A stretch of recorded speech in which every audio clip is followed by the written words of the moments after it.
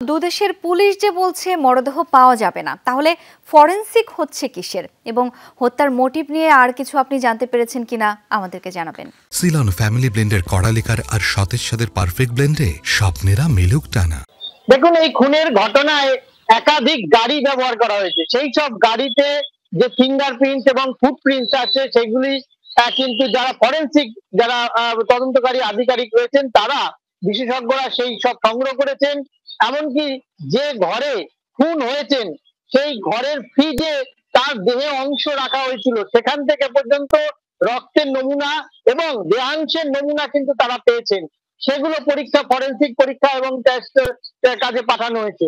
এছাড়া সেখানে ডিএনএ টেস্টও করা হচ্ছে যে এগুলি এনপিরি কিনা, সেগুলো কিন্তু তদন্ত করে দেখছে। পাশাপাশি এই যে ক্যাব চালক যে দুজনকে এখনো পর্যন্ত দুটো গাড়ি আটক করা হয়েছে, তাদের চালকদের আটক করা হয়েছে, তাদের জিজ্ঞাসাবাদ করে কিন্তু একাধিক বিষয় পাওয়া গেছে। যেমন এই আততায়ীরা গত 7ই মে থেকে কলকাতা সদর স্ট্রিটের যে প্লাজা হোটেল সেখানে আত্মগোপন করেছিল এবং অপেক্ষা করছে এই এমপির ভারতে আসার সময়টাকে।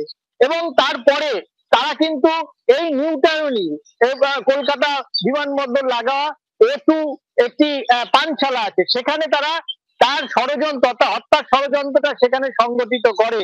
তারপরেই কিন্তু এই 13 তারিখ 12 তারিখে তিনি যখন আসেন, 13 তারিখে যখন তিনি নিউ এই সদর স্ট্রিটে প্লাজায় যান, সেখান থেকে দুজন পুরুষ এবং একজন নারী তার গাড়িতে ওঠে এবং সোজা নিউ টাউন থানার হাকদারি এলাকার এই সঞ্জীবা যে গার্ডেন আবাসন রয়েছে সেই আবাসনে তারা যান বিকেল 4টে নাগাদ।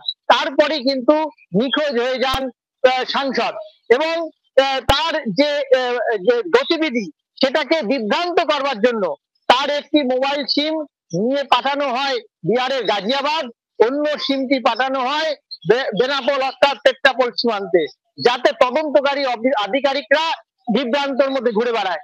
এর সাথে সাথে তার দেহতে লোপাট করা হয়েছে যাতে তার কোনো দেহের অংশ না খুঁজে পায় পুলিশ প্রশাসন।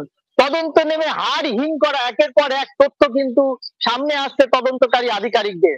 এখন দেখার যে এই যে তার দেহাংশ কোথায় কোথায় ফেলেছে, যারা এই কাণ্ডের সঙ্গে যুক্ত তাদেরকে জিজ্ঞাসাবাদ চলছে ম্যারাথন।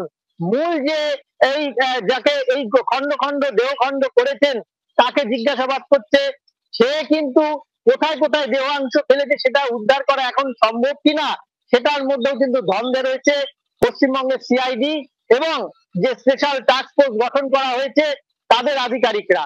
সর্বশেষ পরিস্থিতি খতিয়ে দেখবার জন্য কিন্তু দফায় দফায় বৈঠক করছেন, মিটিং করছেন গোটা ঘটনা তদন্তের নমুনা নিয়ে আর তদন্তকারী আধিকারিকরা।